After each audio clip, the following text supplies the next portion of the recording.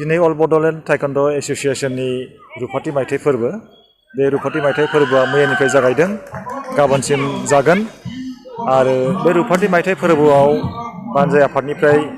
मोनसे माउथपिस बहननाय जादों बानजाय आफादथ' नङा मेन आफादनिफ्राय मोनसे टाइकन्ड' होननाय खुगा लाइसि सुजुनाय जादों बे खुगा लाइसि सुजुनायखौ गाहाय सुजुगिरि हिसाबै आं खामानि मावनो मोननानै गोजोननाय मोनदों बे खुगा लाइसियाव जोङो क'क्राझार उदालगुरि चिरां बाक्सा बे मोनब्रै जिल्लानि गेलेगिरिफोरनि टाइकन्ड' फिल्डआव जेसेबांनाखि एचिभमेन्ट दङ बे रेकर्डखौ जोङो बे माउथपिसाव जोङो प्रिन्ट खालामदों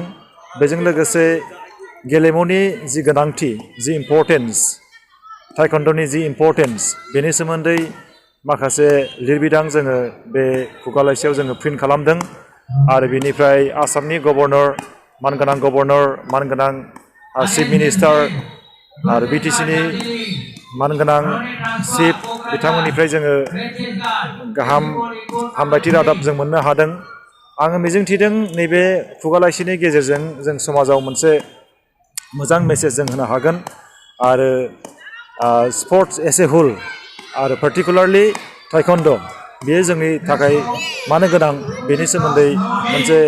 मेसेज हरनो हागोन होननानै आं मिजिंथिदों आरो नोंथांमोननि बे मेडियानि गेजेरजों आं माखासे बाथ्रा बुंनो सानदों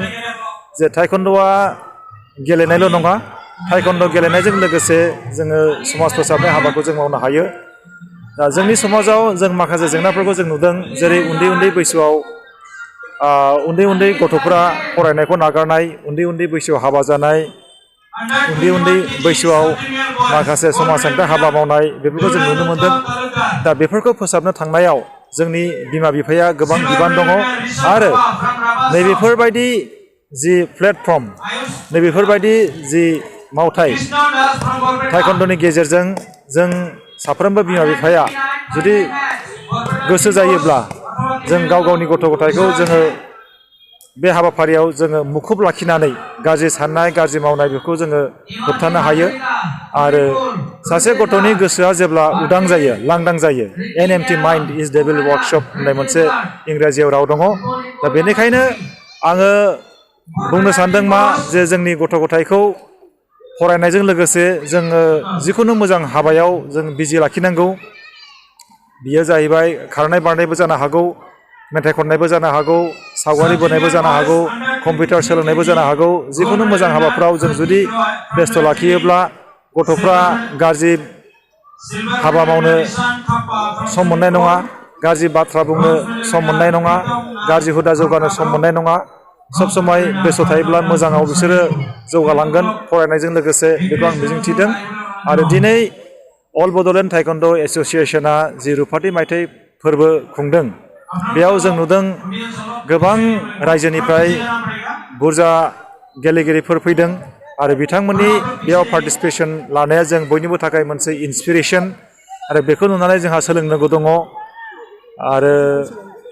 आं मिजिंथियो नैबे टाइकन्ड' जि एस'सिएशननि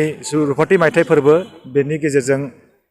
समाज फोसाबनो हानायनि मोनसे मोजां मेसेज थांनो हागोन होननानै आङो फोथायदों आरो बेजों लोगोसे आं मोनसे जोबनायाव बुंबावगोन मा जे जोंनि बर'नि गेजेराव बर' सेंग्रा सिख्लाफोरखौ जोङो गेलेमु फोथाराव जौगाखांहोनो जोंनो प्लेटफर्म नांगौ आरो बे बेलायाव आसाम सरकारानो जा बा बिटिसि सरकारानो जा जे टाइकन्ड' हक बा केराटि हक बा कंफु हक जिखुनु आफादफोरखौ फाइनान्सियेल एसिस्टेन्स होनानै इस्टाब्लिस खालामनांगौ बेयाव जोङो नुनो मोनदों माखासे फोरोंगिरिफ्रा रां गैयालासेनो बेथन गैयालासेनो गथ'फोरखौ फोरोङो दा बेयाव गोबां खस्थ' जायो दा बेखायनो बे आफादफोरखौ फोथांनानै लाखिनायाव सरकारनि बिबान दं होननानै आं सानो खुलुमबाय जोंहा दिनै रुफाथि मायथाइ अल बड'लेण्ड टाइकन्ड' एस'सिएशननि दिनैहाय जोंहा साननै हाबाफारि जाबाय गाबोन जोबथा हाबाफारि दा जोंनि बे हाबाफारियाव गोबां डिस्ट्रिक्टनिफ्राय नुजाफैनो हादों खाथि खाला जोंनि आसामनिनो लोगोसे वेस्ट बेंगलनि दार्जिलिंनिफ्राय नुजाफैदों बिहारनि फैदों इउपिनि फैदों आरो जोंहा लोगोसे इन्टारनेशनेल जोंहा रेफारिफोर दा सफैदों दिनै दिल्लीनिफ्राय उत्तराखन्डनिफ्राय हिमाचल प्रदेशनिफ्राय माखासे इन्टारनेशनेल रेफारि फैदों आरो लोगोसे जोंहा बे गोजोनथाव बाथ्रा जोंहा साउथ करियानिफ्राय सेंसं दं 9 दान ब्लेक बेल्ट बिथाङा बाहाय नुजाफैदों दा जोङो जोबोद खुसि जों सिलभार जुबिलि जोङो खुंनो नागिरनायाव बा खुंनायाव जोंनि साउथ करियानिफ्राय जों सासे आलासि जोङो लेंबोनो हादों जोङो सानदोंमोन गोदो सिमां साउथ करियायाव माला थांनो बा माला बिसिनि आलासि लेंबोनो नाथाय गमामायैनो दिनै 25 बोसोर बैसोआव जोङो साउथ करिया 9 दान ब्लेक बेल्ट ग्रेन्ड मास्टारखौ जों लेंबोनो हाना जों जोबोद खुसि आरो जोङो 25 टपनि गेजेराव दिनैसिमाव जोङो गोबां इन्टारनेसनेल लेभेलाव जों गथ'फोरखौ दैथायहरनो हाबाय आरो आसा खालामदों जोङो फैगौ बोसोरफ्राव जोङो साबसिन हामसिन खालामनानै जोङो बड'लेण्ड ओनसोलखौ टाइकुन्ड'जों मोनसे गोगोम मोनसे सिनायथि होनो थाखाय आरो जोङो आसा खालामदों गभर्नमेन्टआबो जाहाथे बेखौ आखायाव लायोबा मार्शेल आर्टनि थाखाय मोनफ्रोमबो स्कुलाव स्पेसियेलि गार्लसफोरनि थाखाय बिराद मोजां जागोन होननानै आं आसा खालामो दा बेनि थाखाय जों गभर्नमेन्टजों बेसोर रायज्लायनाय खोथा दङ जा आं मालायखौ बुंनो थाङा जे बिटिसि गभर्नमेन्टआ लायोबा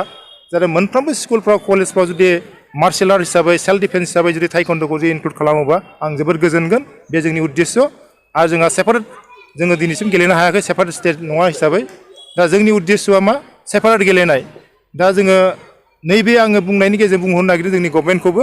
जाहाथे जोंनि स्पर्ट्सखौबो आलादा गेलेहोनो हानाय नट अनलि टाइकुन्ड'ल'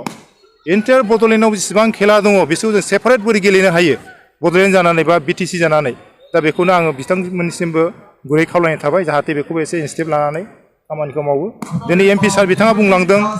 बिश्वजित एमपि सारा जोंना प्रेसिडेन्ट अल इन्डिया टाइकुन्ड' एस'सिएशननि बिथाङा बुंदों जोङो दा प्रसेस लागासिनो दं बोरै जों सेपारेट गेलेनो हानो दा आं बिथांनिसिमबो धन्यबाद दा जोंनिनो सार बियो एमपि सारा जोंनिनो प्रेसिडेन्ट अल इन्डिया टाइकुन्ड' एस'सिएशननि आं